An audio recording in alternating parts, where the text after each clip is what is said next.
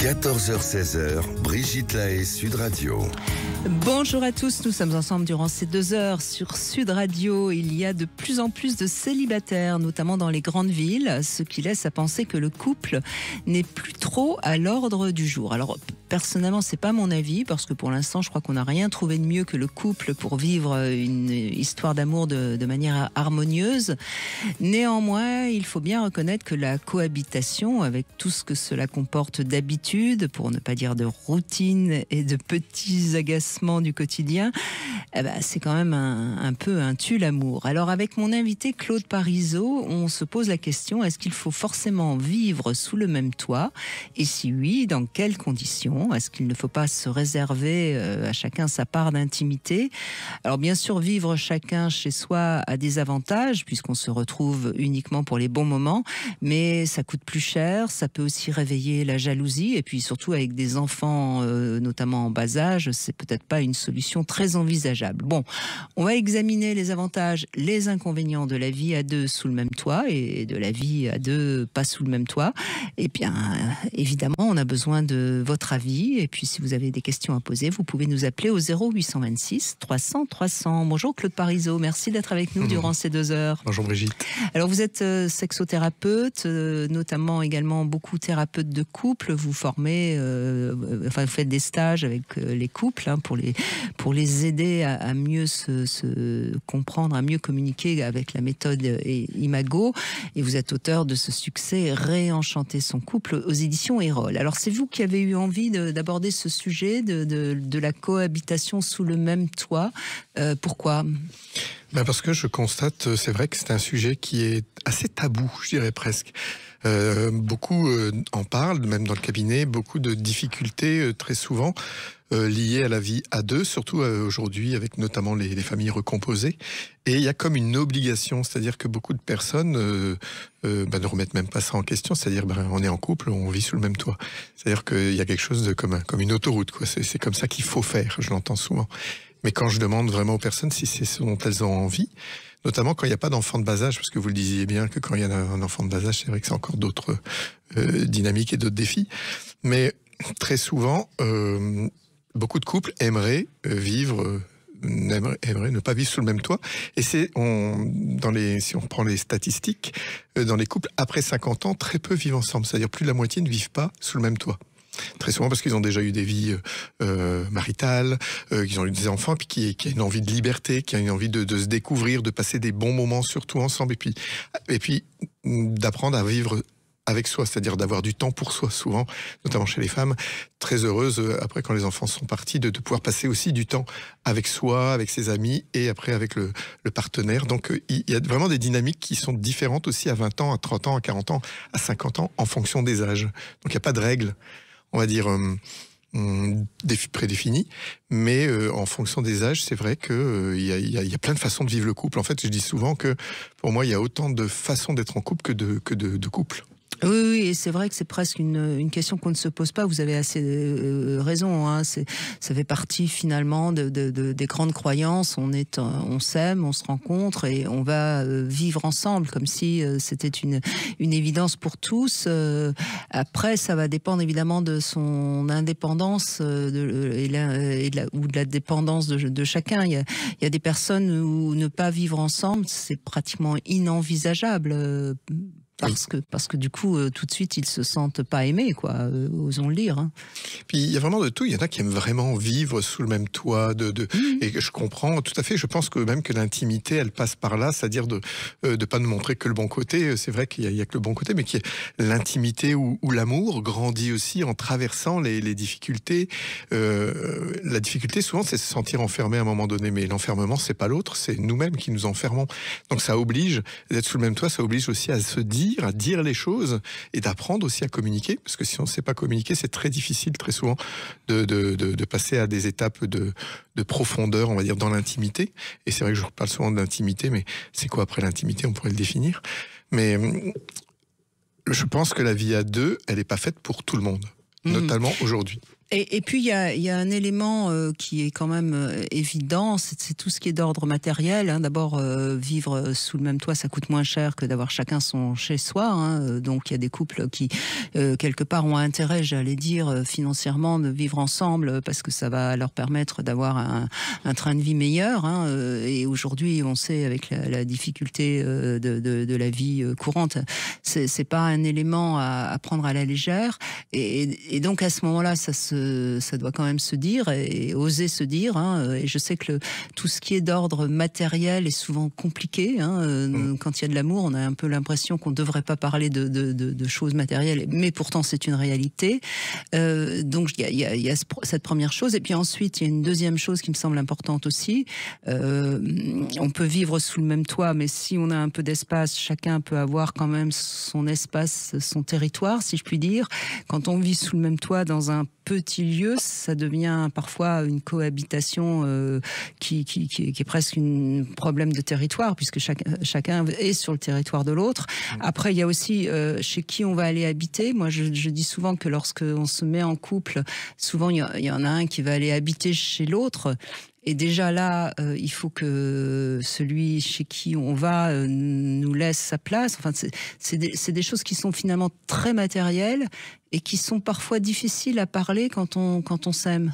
Oui, et vous avez donné vraiment beaucoup de sujets justement de discorde. Et l'argent est souvent un des problèmes. Et c'est vrai que moi j'entends souvent des personnes qui disent moi on se met ensemble parce que ça sera il y en a qu'un qui travaille par exemple, ou on a des difficultés financières, et c'est aussi plus facile. Mais sauf que pour moi c'est des raisons dans le monde d'aujourd'hui, pour beaucoup, si on se force par rapport à ça, à un moment donné, on va le faire payer à l'autre. C'est-à-dire qu'à un moment donné, c'est ça le problème. Donc c'est juste, c'est pas que c'est bien, pas bien, il n'y a pas de jugement à émettre, c'est juste de se poser des questions, se parler, et de voir vraiment pourquoi on veut vivre sous le même toit, et d'en parler, oui. Parce que sinon on n'en parle pas, ça va nous éloigner à un moment donné, de toute façon. Et puis quand on vit sous le même toit, il y a la contingence du quotidien, qui est-ce qui sort les poubelles, qui est-ce qui fait le ménage, qui est-ce qui sort le chien ou je ne sais quoi. Enfin. Mais on a bien vu pendant la pandémie aussi. J'étais au Québec à ce moment-là, mais c'était vraiment, j'étais débordé. On était tous débordés. On n'arrivait pas à suivre les problèmes justement des couples là, qui se retrouvaient vraiment sous le même toit et tout le temps. Et c'était vraiment très compliqué parce que il y a eu des drames. Hein. Ah, il y a eu, oui. Oui, il y a eu des drames parce que tout d'un coup la cohabitation forcée, hein, en quelque sorte. Et on le voit aussi au moment de la retraite, un couple qui travaillait, ou l'un des deux travaillait beaucoup, quand les deux se retrouvent à la retraite, sont donc l'un avec l'autre tout le temps, ça crée aussi parfois des tensions, hein, et tout ça, si c'est pas discuté, ça finit en pugilat. Complètement. Et c'est aussi l'inverse, c'est important de dire que j'ai eu pas mal de couples qui étaient vraiment très tendus depuis des années, mais là, le fait d'être sous le même toit, ils ont pas pu faire autrement que de parler, et certains, ça a aussi débloqué, et ça a créé l'inverse.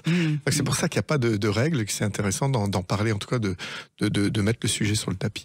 Et à votre avis, c'est plutôt les hommes ou les femmes qui ont envie de vivre ensemble c'est assez partagé dans mon expérience, c'est assez étonnant. Parce que je disais par exemple, j'ai eu beaucoup de femmes qui se sont senties beaucoup mères et qui ont délaissé un peu leur vie de femme, et puis quand elles sont séparées ou veuvages, quelle que soit la raison, le fait de se retrouver célibataires, n'ont plus envie de refaire les mêmes choses, elles ont envie de vivre aussi pour elles en tant que femmes, et donc elles ont envie de donner de la place, ça fait ça naturellement quand même, de la place à l'homme, mais pas vivre sous le même toit forcément. L'homme est plus dépendant, étonnamment. L'homme lui a envie de quand même de vivre. C'est pratique, hein. On fait le ménage, on fait la lessive, on fait la cuisine. Vous avez raison, hein. Il vaut mieux trouver une femme au foyer, hein. C'est bien connu. Non, mais je suis assez d'accord. Je pense que l'homme va plus pour des raisons du quotidien plus faciles, avoir envie de vivre sous le même toit. Quand la femme a envie de vivre sous le même toit, ce sera plus pour des raisons émotionnelles, parce qu'elle est vraiment amoureuse et qu'elle a envie de fusionner. Hein. Mais après, quand elle a passé 50 ans, elle a peut-être dépassé le stade de la fusion. Oui, c'est ça. Puis elles ont eu l'impression de s'illusionner des fois, ou alors il y a vraiment une envie de retrouver une certaine liberté chez la femme. Notamment. Elles ont déjà beaucoup donné, donc elles ont peut-être envie de vivre un peu pour elles. C'est ce que j'entends en tout cas. Oui, ça paraît assez évident. Remarquez, hein, quand on connaît un peu le masculin et le féminin, on retrouve les grands principes. Bon, on va voir ce que nous disent nos auditeurs. Est-ce que vous vivez ensemble sous le même toit? Est-ce que vous posez la question? Est-ce que vous préférez rester chacun chez soi et se retrouver pour les bons moments? Alors après, il y a aussi la question des familles recomposées. Hein, quand on se retrouve sous le même toit avec aussi les enfants de l'autre, c'est pas toujours simple non plus. Non, mais on discutait. C'est à ça que je pensais là juste à l'instant. On n'a pas évoqué le sujet peut-être qui crée le plus de discorde. Et j'ai vu tellement de couples, mais tellement amoureux, dont le couple a capoté à cause des enfants de l'autre. Parce que de vivre avec les enfants, surtout de se mettre sous le même toit, surtout à un certain âge, quand c'est l'âge de l'adolescence notamment, très très complexe. Il y a beaucoup de dynamique, il y a beaucoup d'enjeux, et c'est très très difficile, quoi. Il y a vraiment ça demande beaucoup de connaissances déjà de comment fonctionnent aussi les enfants, et aussi d'écoute, et de laisser aussi s'exprimer chacun. C'est-à-dire des conseils de famille. Moi, je trouve que c'est vraiment important de laisser la parole aux enfants aussi, de comment ils se sentent. Voilà, que chacun puisse s'exprimer. Ça, je le vois pas souvent. Oui, donc là, c'est vraiment une mise en garde importante que vous donnez, Claude Parisot, lorsque c'est un couple avec des enfants et donc des familles recomposées. Il faut vraiment se poser la question, et on est là éventuellement pour vous répondre sur Sud Radio 0826 300 300. On se retrouve dans un instant. 14h-16h, Brigitte Lahaie, Sud Radio. Claude Parisot est avec nous, sexothérapeute. On se pose la question, faut-il vivre sous le même toit? Emma est avec nous. Bonjour Emma, qu'est-ce que vous en pensez? Bonjour Brigitte. Bonjour Emma. Claude est avec nous, Claude Parisot. Bonjour Claude. Alors, pour moi, en fait, c'est une question que je me pose même pas, parce que c'est une évidence. Alors aujourd'hui, je la pose quand même un petit peu, mais de base, en fait, je suis plutôt, si on se rencontre, c'est pour s'aimer, c'est pour vivre ensemble. Et c'est quasiment une question qui se pose pas, c'est une évidence. Maintenant, je peux comprendre qu'il y en a qui veulent autre chose, hein, mais voilà, c'est comme ça en tout cas que moi, j'aime fonctionner. Sauf que, comme je l'expliquais en fait, donc j'ai été mariée, donc j'ai vécu sous le même toit pendant une dizaine d'années avec un homme qui était relativement absent en fait, enfin absent, on va dire même pas physiquement, mais aussi émotionnellement. Et puis quand on a divorcé, je pensais que j'allais rencontrer quelqu'un d'autre et que j'allais revivre avec quelqu'un, et j'ai pas réussi en fait à vivre avec un homme, alors que je n'envisage pas ma vie autrement que d'être amoureuse, de vivre avec un homme. Donc c'est assez paradoxal. Mais vous avez rencontré un homme que vous aimez depuis? Oui, enfin deux autres hommes, parce que ça fait quand même un peu plus de 10 ans. Oui. Et je me suis rendu compte que j'étais dépendante affective, donc déjà pas terrible. Et que c'était des hommes en fait qui avaient un problème de positionnement et d'engagement. Donc, je me dis que c'est quand même un peu bizarre, puisque si moi, en fait, je suis dans l'engagement, dans le positionnement, en général, on attire un petit peu ce qu'on est. Donc, je comprenais pas vraiment ce qui se passait. Et puis, il y avait quand même une toxicité aussi dans la relation, parce que j'étais aussi, moi, dépendante affective, hein, donc toujours dans la suspicion. Enfin, je pense que je devais être peut-être un peu étouffante aussi. Enfin, je sais pas. Mais en tout cas, je sais que il y avait un malaise et on n'arrivait pas. On a commencé à vivre ensemble. Après, il y avait d'autres circonstances qui fait que non. Enfin, voilà. Et je me suis rendu compte, en fait, que c'était que des hommes qui n'avaient c'était plus simple pour eux financièrement de venir habiter avec moi. Voilà. C'est comme ça que ça s'est fait, en fait. Donc, c'était pas pour les bonnes raisons de base.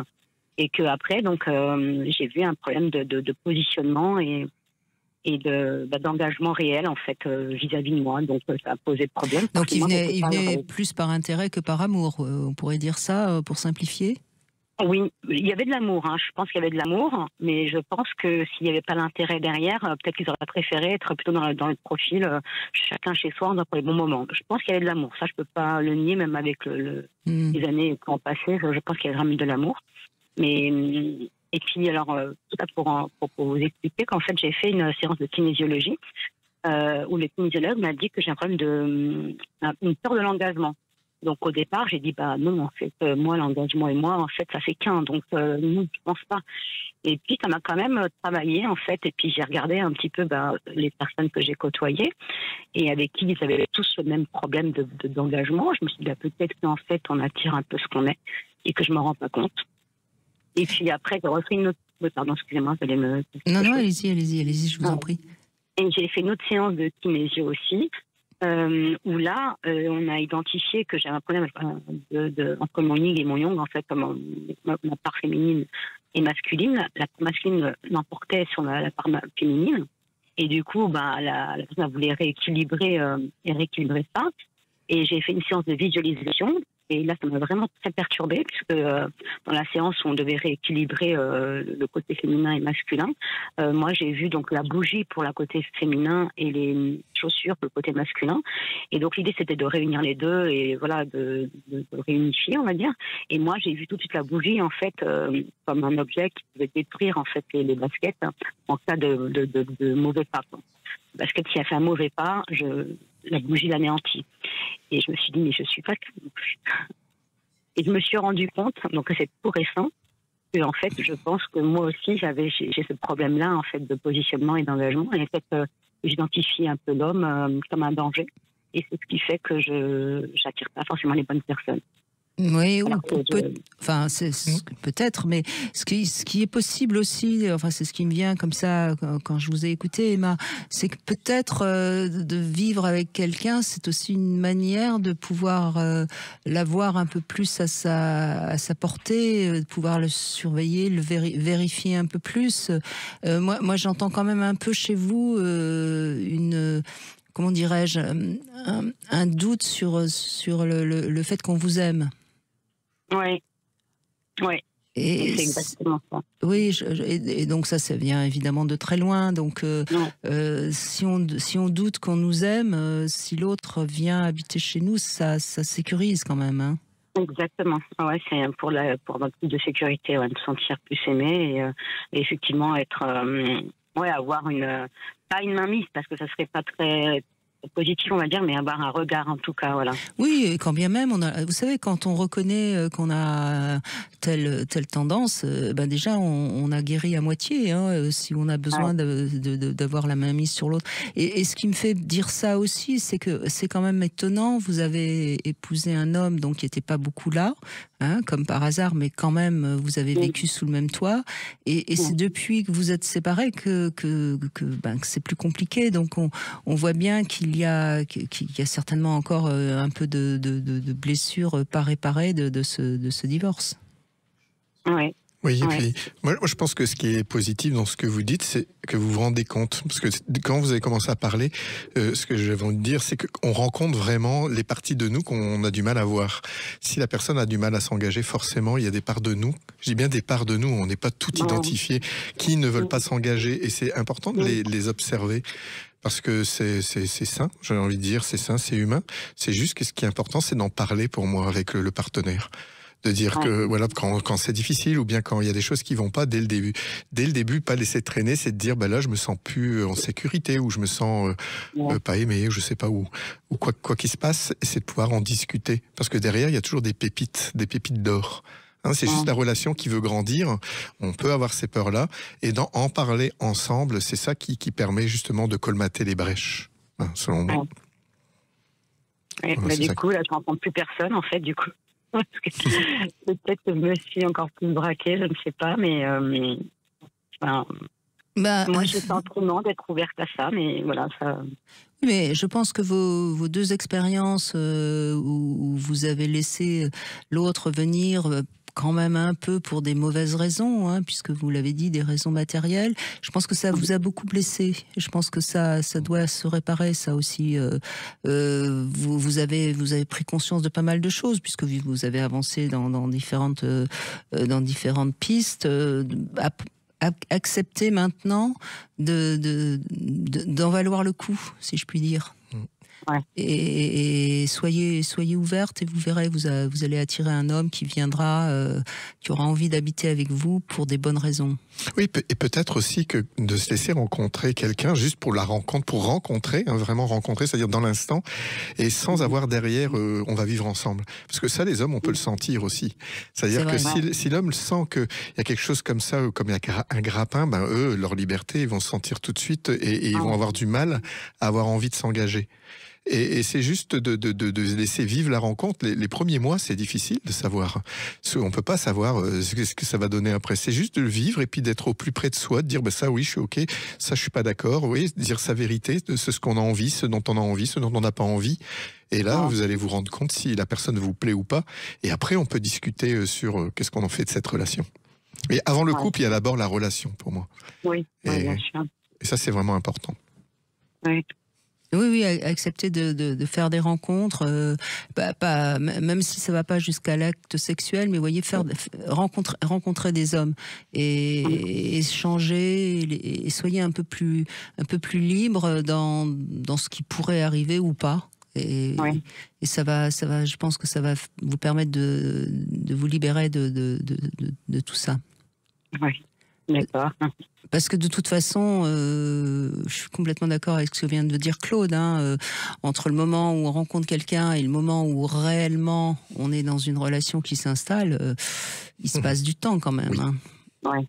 Et à force de vouloir rencontrer quelqu'un, on finit par oublier toutes ces rencontres qui sont parfois des rencontres juste pour prendre un verre ou juste pour sortir un peu ensemble. Et c'est ces rencontres-là aussi qui nous permettent de libérer plein de choses. Ouais. Tout à fait. Et surtout qu'aujourd'hui, on a des milliers de manières de faire des rencontres, de bouger, Il faut s'en donner les moyens, tout simplement. Oui. Puis comme disait Claude, peut-être penser juste au bon moment de présent, quoi, en fait, sans avoir. Bien sûr. Je pense que là-dessus aussi, j'ai un petit peu évolué, mais peut-être que je me bloque encore un peu, mais j'ai évolué là-dessus aussi. Je pense que ça prendrait bien plus mon temps maintenant, quoi. Eh ben, écoutez, je crois que ça démarre bien pour 2025, il me semble. Super. Merci. Merci à vous. Merci en tout cas de votre témoignage. Merci. On va faire une petite pause, on continue à se poser les questions. Justement, est-ce qu'on doit vivre ensemble sous le même toit quand on s'aime? Vous pouvez bien sûr réagir, quel que soit votre avis. Et puis dans un instant, on se retrouve pour le Love Conseil, le lien et l'amour. Brigitte Lahaie, Sud Radio, le Love Conseil. Alors, Claude Parisot, tant qu'il y a de l'amour, c'est une relation qui est a priori viable. Mais parfois, l'amour est mort et pourtant les partenaires n'arrivent pas à se séparer. Parce que justement, il y a ce fameux lien qui n'est pas coupé. Donc, en fait, on se rencontre, on tombe amoureux, on fait l'amour, et tout doucement, il y a un lien qui se crée de manière très, très souterraine. Et ce lien, c'est ce qu'on appelle l'attachement, en quelque sorte. Ce lien, il est parfois très compliqué à couper, même si la relation est devenue difficile, douloureuse, voire même toxique. On reste quand même ensemble parce que on n'arrive pas à couper ce lien. Alors, c'est important d'essayer de comprendre qu'est-ce qu'il y a derrière ce lien. Est-ce que c'est parce qu'il y a encore du désir, parce que parfois on s'aime plus mais on a encore du désir sexuel, parfois on a du respect, parfois on a simplement du plaisir à être ensemble, mais on peut aussi rester en lien parce qu'on a peur de se retrouver seul, parce qu'on se sentirait coupable de laisser l'autre, ou alors on a encore l'espoir de réussir à ce que l'autre change ou à ce que retrouver les bons moments. Enfin bref, donc il est vraiment important de se remettre à sa place et de voir également à quelle place se trouve notre partenaire et qu'est-ce qui reste du couple, ou en d'autres termes du lien qui nous relie l'un à l'autre. Alors il peut y avoir des problèmes de territoire, de demandes non formulées, de renoncement, bref. En tout cas, c'est quand même un vrai travail à faire qui parfois nécessite quand même l'aide d'un thérapeute. Moi, je pense que oui, quand on n'arrive pas à quitter une relation, forcément, c'est quelque chose qui est en lien avec notre enfance. À comment on a appris le lien. Est-ce que c'était un lien sécure, pas sécure? Est-ce que la peur de l'abandon, peur du rejet, quel genre de séparation on a vécu? Tout ça, c'est en lien et c'est difficile de faire le chemin seul, oui. Moi, je conseille toujours d'aller faire un petit bout pour essayer de comprendre. Mais je suis d'accord, le lien qui fait souffrir, c'est souvent un signe d'immaturité affective. Hein. Oui. Sinon, bon, on arrive à quitter l'autre parce qu'on est dans une neutralité. Et d'ailleurs, parfois, le lien, c'est de la haine. Hein. C'est un signe de haine, mais derrière la haine, on sait qu'il y a toujours de l'amour, ou en tout cas des choses à réparer. Bref, c'est important, parce que sinon, on peut rester attaché à l'autre pendant des années, et donc s'empêcher de vivre une autre belle histoire d'amour, parce qu'il faut être détaché pour pouvoir se réattacher. Oui, tout à fait. Et on voit même des fois qu'on est attaché à un fantôme. C'est-à-dire que des fois, on a perdu un conjoint avec qui on allait se séparer, et on le perd brusquement d'un accident ou une maladie. Et il y a l'image qui reste, et on a l'impression qu'on ne pourra plus jamais vivre une autre histoire, alors qu'on a oublié que cette histoire-là était déjà terminée. Mais le fait qu'il y ait une mort, ça réveille aussi d'autres choses. Donc il y a beaucoup de choses derrière les séparations, derrière les histoires non terminées. Évidemment. On continue avec Alice qui nous rejoint. Bonjour Alice. Bonjour Brigitte. Bonjour Claude. Bonjour Alice. Donc vous êtes dans une relation qui a démarré il y a 2 ans et demi, hein, c'est ça? Oui, tout à fait. J'ai démarré une relation il y a 2 ans et demi avec un homme. Donc on se voyait chacun, il avait sa maison et j'avais la mienne. Donc on se voyait comme ça pour les bons moments. Il était beaucoup chez moi, mais chacun quand même sa maison à distance. Et puis il y a 6 mois, on a eu une opportunité.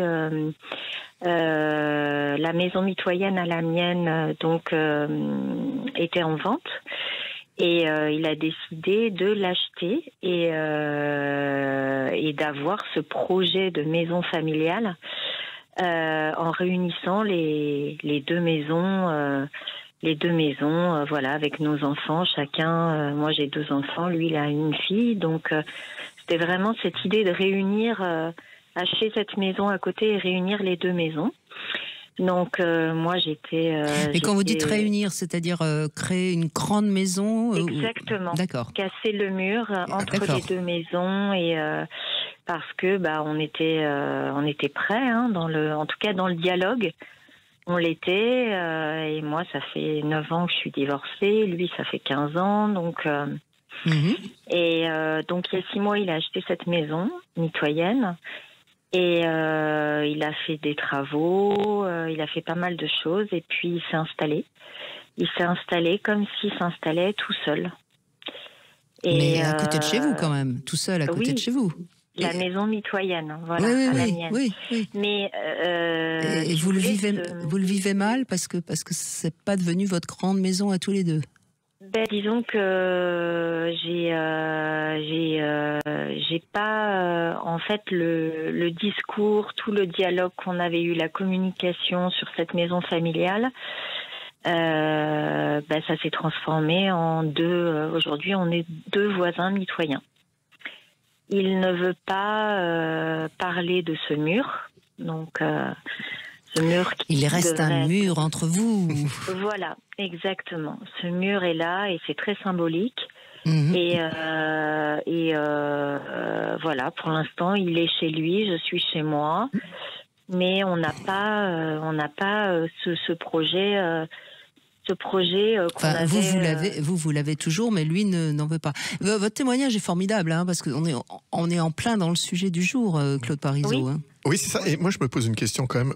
Là, vous dites que vous en avez discuté, que vous étiez d'accord pour ça. Puis qu'est-ce qui a fait? Est-ce qu'il y a eu un événement? Moi, je suis toujours interpellé. Il s'est passé quoi pour que, à votre avis, il change ou il change d'avis? Non, il s'est rien passé de particulier. C'est juste que je pense que le fait de faire le pas, de casser ce mur, il n'y arrive pas. Et moi, j'ai mes enfants à plein temps, hein, donc ils vivent avec nous. Lui, il a sa fille, mais elle est grande, elle est plus à la maison. il a l'impression, alors il me dit toujours qu'il adore mes enfants, mais il a l'impression plutôt d'être une pièce rapportée. Oui, un pion qui se rajoute à notre famille, à tous les trois, à mes enfants et à moi. Il n'arrive pas trop à trouver sa place. Pourtant, on lui fait, je lui fais, mes enfants lui font aussi. Mais... C'est-à-dire, Alice, il a peut-être envie de vivre avec vous, mais pas avec vos enfants, et quelque part, il se protège, et il a peut-être pas tort, et il protège peut-être la relation. J'entends que ça vous fait souffrir, hein, je suis pas... mais... Disons qu'il y a beaucoup d'amour entre nous. S'il y avait plus d'amour, je serais plus avec lui, mais aujourd'hui, je me pose la question, parce que moi, le projet, c'était d'être ensemble. Bien sûr. Et aujourd'hui, on est un couple, mais chacun on vit comme oui, mais ce qu'il faut, ce que je crois, Alice, c'est que on entend votre désir et on le comprend et on le respecte, mais vous n'arrivez pas à entendre que pour lui, c'est un handicap. Vivre avec vous et vos enfants, c'est pas vivre avec vous. Je pense. Hein, mes enfants, il les adore. Mais bien sûr, mais ça n'empêche pas. Oui. Ça se passe très bien, mais il n'arrive pas à franchir ce cap. Et donc, on s'est Ils ont quel âge, vos enfants, Alice? 16 ans et 13 ans. Oui, c'est des âges... C'est des adolescents, oui. C'est pas des enfants, hein, c'est des adultes qui doivent leur mettre face à sa place de beau-père. Hein. Donc on suit une thérapie. C'est des hommes, c'est des garçons que vous avez? C'est un garçon et une fille. Et l'aîné, c'est le garçon? Oui, le garçon. Mais donc ça se passe très très bien. Il y a une très bonne entente entre eux, même avec sa fille. Enfin, vraiment tout se passe bien. Mais il bloque. C'est lui qui bloque sur cet engagement, sur le fait de briser en fait ce mur entre nous.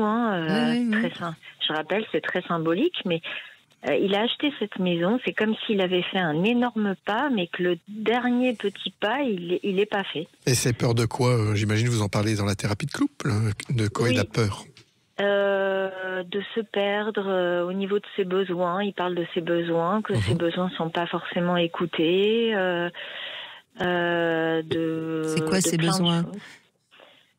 Ses besoins, que lui a des besoins. Oui, ses besoins, voilà, quand son univers, son environnement. Il a jamais vécu vraiment en couple. C'est un ancien militaire, donc même quand il était avec son ex-femme, il n'était jamais là, toujours en mission. Donc il n'a pas connu cette vie de couple, comme on pourrait dire. Et c'est très dur pour lui. Mais quand vous voyez où et à quel rythme? Chez moi. Toujours chez vous? Oui. Et combien de fois par semaine? Tous les soirs, il vient dîner chez moi. Voilà, c'est toujours chez moi. La vie se passe chez moi. D'accord. Chez lui, il ne se passe rien. Et il repart dormir chez lui? Non, il reste souvent dormir chez moi, mais il part chez lui là, il a toutes ses affaires. Voilà. Est-ce que vous lui avez dit que vous avez envie aussi des fois aller chez lui? Oui, bien sûr. Mais est-ce que vous avez été chez lui? Parce qu'il faudrait que... Moi, je suis d'accord avec Claude, déjà, essayez d'aller un peu chez lui pour le déranger dans ses habitudes de grand célibataire. Oui, mais quand je vais chez lui, quand je vais chez lui, c'est là, il faut pas toucher à ça, là, il faut pas toucher à ça, là, il faut pas déplacer ça. Compliqué. C'est compliqué. Oui, donc ça serait insupportable pour lui s'il était chez vous, et ça serait certainement insupportable pour vous aussi, visiblement. Et moi, ce qui me vient, c'est que quelque part, moi je comprends, ça fait que 2 ans et demi que vous êtes ensemble, c'est encore frais, c'est pour quelqu'un qui a jamais vécu, je trouve que c'est assez sain de vouloir y aller doucement. Ce qui est important, c'est de pouvoir voir vous dire votre frustration de rien pouvoir toucher, ce que ça vous fait, mais vous êtes en thérapie de couple, donc je pense que vraiment de continuer cette thérapie et de voir si c'est faisable. Parce qu'il y a vraiment des choses, je pense que ça a besoin d'aller doucement, surtout ce que j'entends pour lui, qu'il a besoin d'avoir son espace à lui. Voilà, il y a peut-être déjà des habitudes de vieux garçon, comme on dit, et que c'est pas évident. Et il y a peut-être un petit conseil que je peux vous donner, essayez tous les deux de partir un week-end quelque part, rien qu'à deux, et voir comment ça se passe. Oui, ça on le fait, Et ça se oui, passe oui. bien quand vous Ça partez se tous passe les deux? très bien. Bon. Oui, oui, on a déjà fait plusieurs voyages, tous les deux.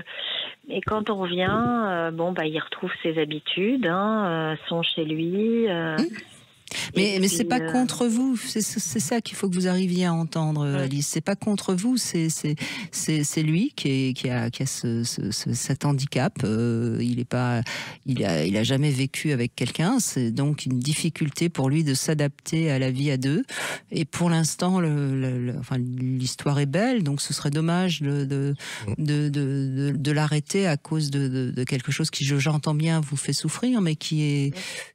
Soyez patiente, soyez patiente. C'est difficile quand il y en a un qui est un petit peu comme moi, qui a envie d'engagement, de vie de couple, de vie... Mais vous vivez pas seul, vous vivez pas seul, vous vivez avec vos enfants et il est quand même souvent là. Donc soyez un petit peu compréhensive et prenez ce qu'il y a à prendre. Sinon, vous allez tout doucement mettre votre relation en péril, il me semble. Oui, puis je pense que ça se passe bien avec vos enfants parce que justement, il a ces espaces pour lui, pour se ressourcer. Même s'il s'entend bien, c'est autre chose de s'entendre bien et d'être tout le temps 24 heures sur 24 avec les enfants de l'autre. Mais quand on tombe amoureux, c'est vrai qu'on dit on se marie aussi avec les enfants, mais c'est quand même pour vous et c'est avec vous qu'il a des sentiments et c'est vrai que peut-être pour lui, mais après ça va être d'en discuter entre vous, de vous dire aussi votre frustration ou ce que vous vivez et ce qui est difficile et voir comment vous pouvez trouver ensemble des solutions. Mais ce qui est important, c'est vraiment d'oser dire. C'est d'oser dire, ce que je veux dire, c'est pas cacher vos frustrations parce qu'elles risquent de grandir. Mais bon, j'entends que vous êtes en thérapie de couple, donc vous allez pouvoir en parler. Oui, tout à fait. Mais le sujet était... j'ai voulu témoigner parce que le sujet était vraiment... formidable. Votre témoignage, franchement, bravo. Vous êtes en plein dans le sujet, on est bien d'accord. Merci beaucoup, Alice. Merci beaucoup de votre témoignage. Merci. On fait une petite pause, on se retrouve dans un instant. 14h-16h, Brigitte Lahaie, Sud Radio. Claude Parisot est avec nous, sexothérapeute, auteur de Réenchanter son couple aux éditions Erol. On voit bien comment le fait de vivre à deux, il y a aussi une question de territoire. Je pense que malgré tout, on est aussi des animaux et cette notion de territoire joue son rôle dans le fait de qui va venir habiter chez l'autre, comment on s'organise sur ce terrain. On est des mammifères, c'est vraiment des êtres de territoire. Et il y a des luttes de pouvoir qui s'organisent inconscientes souvent à cet endroit-là. Donc, pas évident, oui. John est avec nous. Bonjour, John. Oui, bonjour. Bonjour. Bonjour, John. Enchanté. Alors, vous êtes en couple en ce moment ? Exactement, oui. Je suis en couple depuis 1 an avec une fille de 25 ans qui n'est pas assez mature. 25 ans, oui. Et vous avez quel âge ? 35. 35. D'accord, oui. Oh, 35 ans, vous allez encore faire du chemin. Oui. Et donc, quand vous dites, vous habitez ensemble ou pas ? On vit ensemble, oui. Et ça vous gêne, son côté immature ? Oui. Après, elle a son passé. On peut être immature à tout âge, mais je veux dire qu'à un moment donné, il y a certaines choses qui fait que je ne comprends pas pourquoi elle agit comme ça. Et après, je sais pas. Vous vous êtes mis à vivre ensemble. Vous êtes mis à très rapidement. Très rapidement. On s'est rencontrés en Airbnb. Et donc, suite à ça, on a voulu partir du Airbnb. On a fait une autre location un peu particulière. Après, on a réussi à prendre un appartement. Sauf qu'en fait, c'est moi qui l'ai pris l'appartement parce qu'elle n'avait pas de CDI. Et donc, vu qu'elle a commencé à vivre avec moi, elle n'avait pas d'appartement à elle, juste sa famille. Et donc, il y a eu beaucoup d'histoires entre nous qui fait que c'était un peu compliqué. Et le fait de retourner chez sa famille, de revenir avec moi, c'était un peu mal vu aussi aux yeux de sa famille. Donc, moi, ce que j'en pense de vivre avec une personne, au début, quand j'étais plus jeune, de mes 18 à, une vingtaine d'années, je me disais, oui, c'est clair qu'une vie commune, en couple, pour moi, c'est indéniable parce qu'en fait, tout peut se passer. Tout peut se passer quand on vit séparément. La personne elle peut inviter qui elle veut, Après, c'est une histoire de confiance. Mais j'avais du mal sur le point de vue où la personne vit chez elle, moi je vis chez moi. Donc pour vous, quand vous étiez jeune, c'était évident qu'on vivait ensemble? Ah oui, pour moi, parce qu'il y avait plein de points qui faisaient que on fallait qu'on vive ensemble pour partager beaucoup de choses. C'est peut-être l'image que vous aviez aussi de vos parents? Pas forcément. Non, pas forcément, mais en tout cas pour vous, c'était on s'aime, donc on vit ensemble. C'est ça, non, parce Et que, vous avez vécu avec quelqu'un avant elle? Ah oui, oui. Pendant 4 ans, j'ai vécu avec une femme. Et donc, voilà, après... Et ça se passait bien? Ça se passait bien? Il y a eu quelques disputes comme tout couple, mais je veux dire, en soi, ça se passait beaucoup mieux par rapport à celle avec qui je suis actuellement, où il y a des disputes H24 pratiquement, il y a 1 ou 2 jours dans la semaine où ça se passe bien. Et qu'est-ce qui provoque les disputes actuellement? Pour des conneries, des fois. C'est en fait, elle a des comportements vraiment, mais enfantins des fois, et ou soit elle me parle d'une façon arrogante ou hautain, et elle s'en rend même pas compte. Parce que moi je suis belle, enfin, elle arrive à me dénigrer en sachant qu'elle veut être encore avec moi, qu'elle m'aime, soi-disant. Mais je sais pas pourquoi elle reste avec moi. C'est pas vraiment par intérêt, parce que je suis pas un mec hyper riche. Donc je me pose des questions. Qu'est-ce qui fait que vous... Parce que moi, voilà, de mon expérience de thérapeute de couple, j'ai du mal à comprendre souvent. Je sais qu'il y a des couples, ça marche, qu'au bout de quelques semaines, ils se mettent ensemble, ils sont 40 ans après encore ensemble. Mais de façon générale, l'amour, les 3 premières années, comme on dit, c'est pas de l'amour, c'est juste de l'attirance. Mais on peut pas savoir si la personne nous correspond. On ne voit qu'une partie que ce que nos hormones nous font voir. Et pourquoi se mettre... Parce que en se mettant tôt, ça, c'est le risque qu'on prend tous. C'est-à-dire, c'est de découvrir que notre partenaire n'est pas tel qu'on l'avait vu au début ou tel que l'on croyait. Oui. Sur ce sujet-là, je l'ai pas rencontré sur un site de rencontre déjà. Je l'ai rencontré en réalité. Et qui fait qu'on a échangé au début à les 2 confessions chrétiennes évangéliques et croyantes. Et donc, il y avait certains aspects où il fallait respecter des choses, pas coucher avant le mariage et tout ça, quand même. Et donc... donc si vous vouliez coucher avec elle, il fallait que vous acceptiez de l'héberger, en gros? Non, du tout. Non, parce que j'étais dans une location sans contrat, là, et elle était en Airbnb. Donc, en fait, c'est pas moi qui l'hébergeais. Elle était en Airbnb.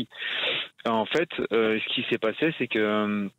moi, j'étais pas du tout dans la religion, donc en étant athéisme, j'arrive pas à admettre ça en fait.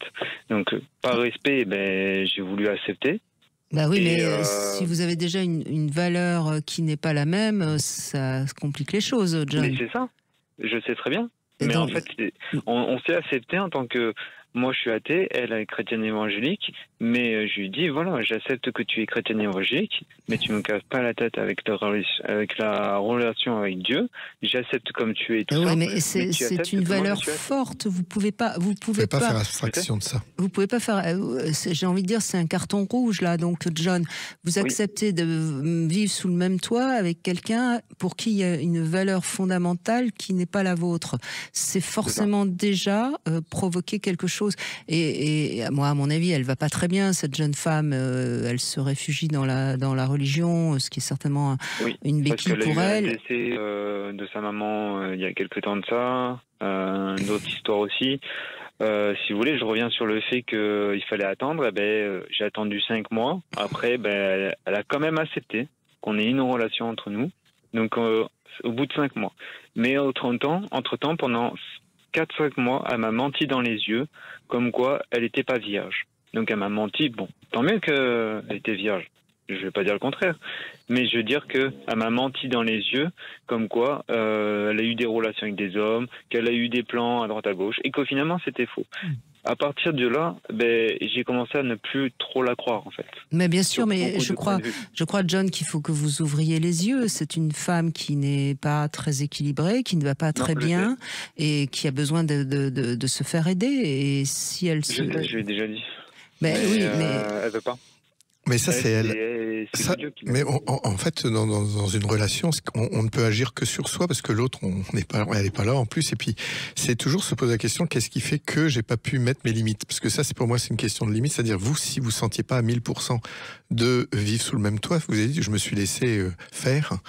Et je pense que c'est là déjà le point de départ. C'est-à-dire que s'il y a quelque chose, la relation, elle part sur quelque chose où des deux côtés, vous n'étiez pas forcément sincère. Elle a peut-être menti sur des choses, mais vous, peut-être aussi, vous êtes menti à vous-même sur le fait d'avoir envie de vivre tout de suite. Quand on ne connaît pas la personne, c'est peut-être un peu rapide dans des moments comme ceux-là. En tout cas, Non, vous tout. vous vous êtes laissé envahir, John.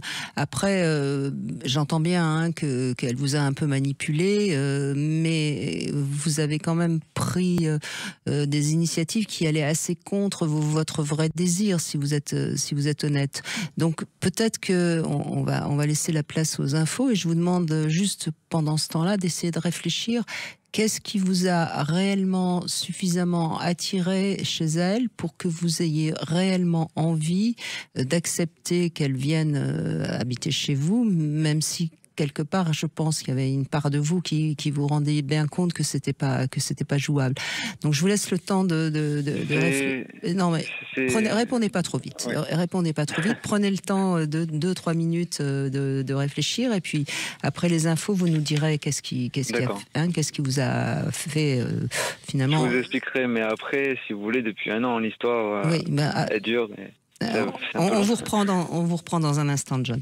On va laisser le temps des infos, puis vous aussi, vous pouvez nous appeler au 0826 300 300. C'est aussi un cas d'école, hein, le cas de John et Claude Parisot. Vous allez lui répondre dans un instant.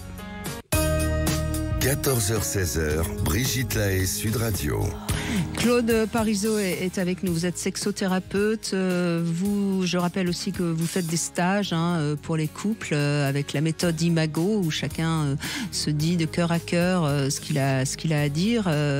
On peut vous retrouver pour vos stages sur votre site, j'imagine. Oui, c'est ça. Si vous faites Claude Parisot et agenda, vous tombez sur tous mes stages. Et il y a des stages sexualité pour couple et des stages Imago, juste pour apprendre à bien communiquer. Voilà, et à maîtriser. Je précise aussi que vous travaillez beaucoup avec les hommes et leurs émotions. Donc, j'ai presque envie de dire que c'est aux femmes de traîner leur homme par la main pour vous emmener faire un stage avec Claude Parisot. C'est souvent ça, oui. C'est souvent ça, mais ça porte ses fruits. Hein. Oui, ils sont très heureux à la fin. Toujours heureux, les hommes. Voilà. J'en ai pas vu... Alors, je ne suis pas sûre que ce soit ce que doit faire John, parce que John, vous êtes en difficulté, on l'entend bien. Hein. Vous avez quelqu'un qui est enfin une jeune femme de 25 ans qui est venue habiter chez vous. C'est compliqué. On a vu que vous n'aviez pas tout à fait les mêmes valeurs. Donc, qu'est-ce qui vous a poussé à accepter quelque chose qui quelque part au fond de vous n'était pas vraiment. Allez-y, je vous en prie. Ça ne part pas du fait qu'elle vive avec moi directement. Il y a une histoire avant quand on a commencé notre relation. C'est moi j'étais dans un appartement sans contrat de location. Elle était venue en Airbnb. C'est comme ça qu'on a commencé à sortir ensemble.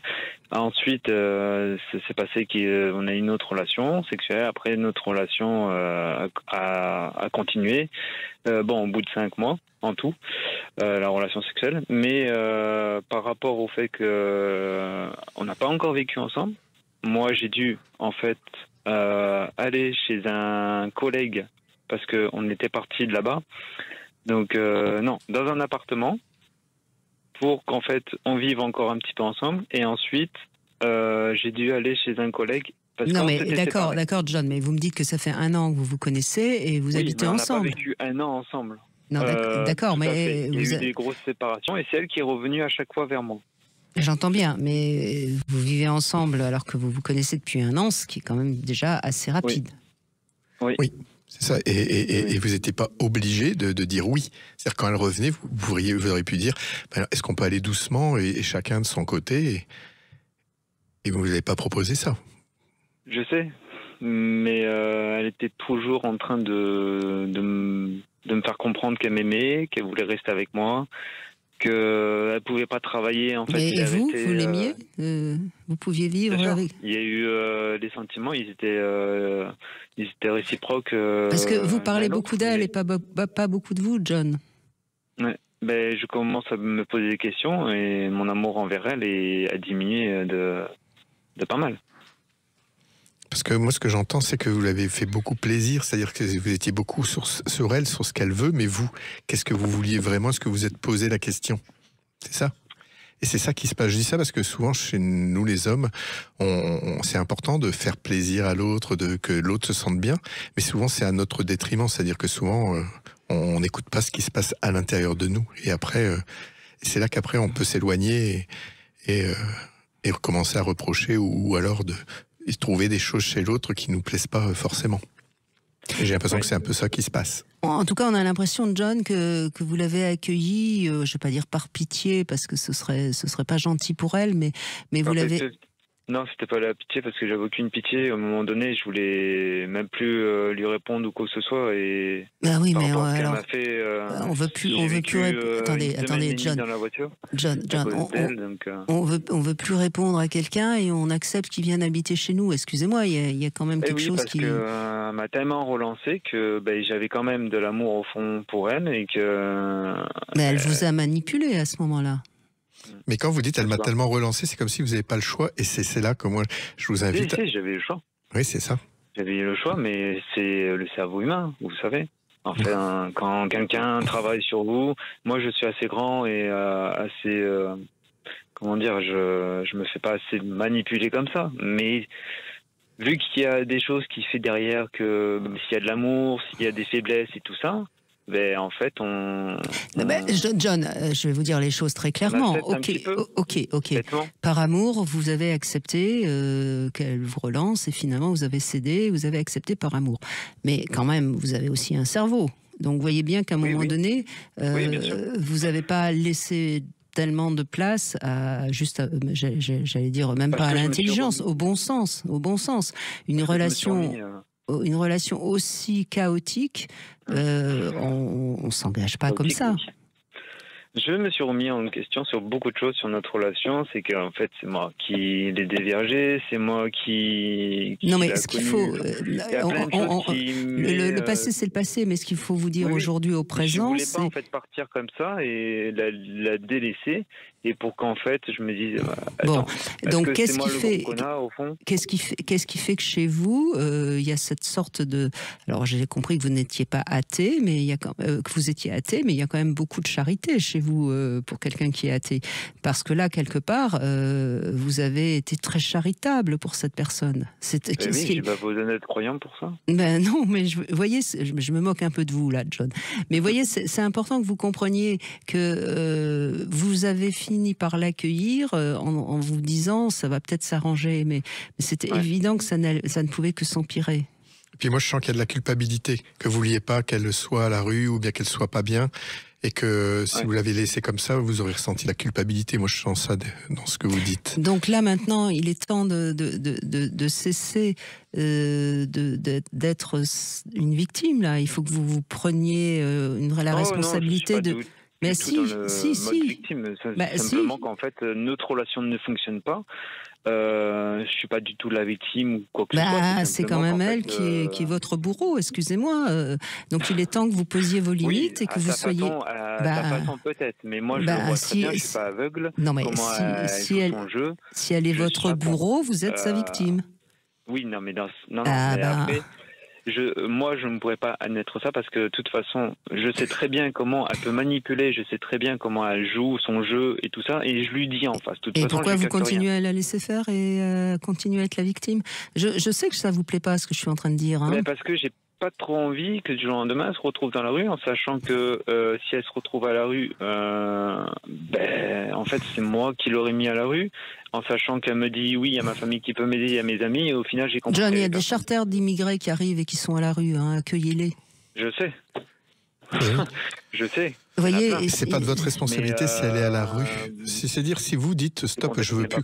Non mais je ne veux plus vivre ensemble. Ça veut pas dire du jour au lendemain. C'est-à-dire mettre des dates, dire voilà, moi je te laisse 3 semaines, un mois, je sais pas. Pour le Airbnb, tout ça. Oui, exactement. Elle peut très bien. Puis elle a sa famille. De toute façon, si j'ai bien compris, elle n'est pas complètement à la rue non plus. Oui, bon, enfin. Mais si, John, il y a un moment donné, si la personne la plus importante, c'est vous.